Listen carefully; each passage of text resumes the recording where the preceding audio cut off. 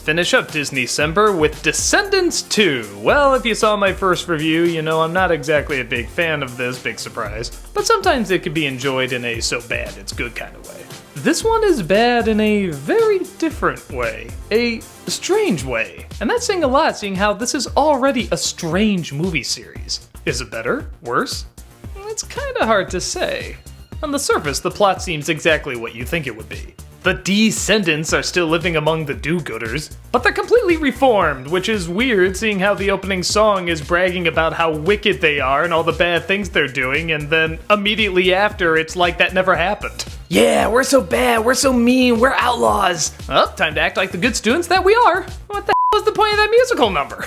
In fact, our lead character Mal is kind of getting tired of being so good. Her new upper crust status and now being in a relationship with Prince Ben gets her thinking maybe the old wicked days were better than they thought.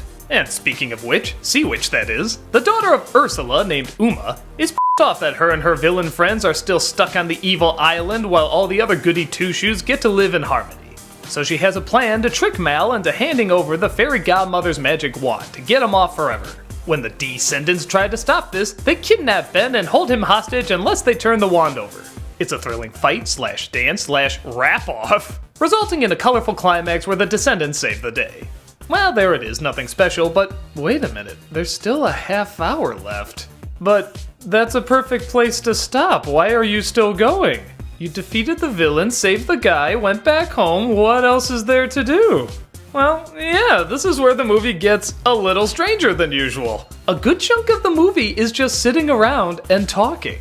Not necessarily bad stuff, talking about emotions, where you belong, all sorts of teen angst, but the movie's over, isn't it? An hour and a half, that's a decent runtime, you defeated the villain, why are we still going?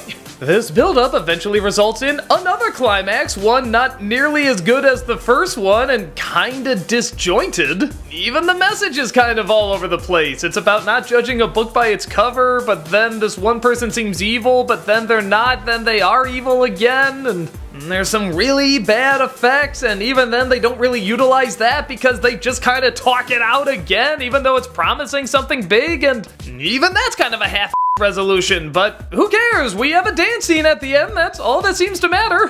What the did I just watch? This movie is all over the map, and I'd be lying if I said it was worth getting angry at because it's Descendants 2. I didn't even get that much into the first one. The elements that work in it are the same elements that worked in the first one. The dance sequences are really good, the sets and costumes are colorful, and again, you gotta give credit to a dumb idea actually taking time to analyze the characters, having them talk, having them actually discuss their problems. And they're good problems, like I said, figuring out your emotions, where you belong, all sorts of teen stuff. But it's not especially riveting because these kids still have to be marketable, they still have to be pretty, they still have to be just blank enough for you to insert yourself into their role. You're the good-looking dancer, you're the one going through troubles, you're the one that has the boy or girl that has the hots for you. And because of this, the actors are not really allowed to explore what they can do with the characters. So yeah, on the one hand, there's not as many bad things as the first one, there's no villain sitting around in a room acting like an old folks home or anything like that. But at the same time, why even have it connected to the Disney villains? It seems like there's no point. The Disney villains are some of the great cinematic characters, and to not really make that much of a connection to them just has me asking, why'd you do it to begin with? So is it good? No. But again, like the other one, it's pretty harmless. I can see kids watching it and enjoying it, and there's nothing really bad in it for them. And there are surprisingly attempts at good ideas in there, like I said, trying to have character development, the good dancing, and so forth. But the majority of it is pretty dull. If you weren't a fan of the first one, this one's definitely not gonna sway you. It's not wave your fist anger-inducing, but it doesn't leave an impact either, which some would say could be worse. If you like the first one, you'll probably like this one fine. If not, then just leave bad enough alone. And that's about it for this year's Disneycember. My thoughts? Well, I guess like any Disneycember, there were some good ones and there were some bad ones. The good ones weren't amazing or mind-blowing, but they were very enjoyable. And the bad ones, yeah, they were bad.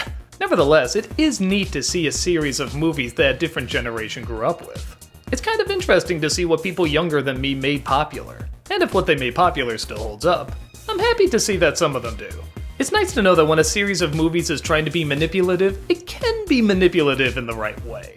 It can teach good lessons, it can open up the imagination, it can teach kids about character and story. It just also happens to be selling toys and clothes and soundtracks and so forth. I had a lot of fun this Disneycember, and I hope you did too.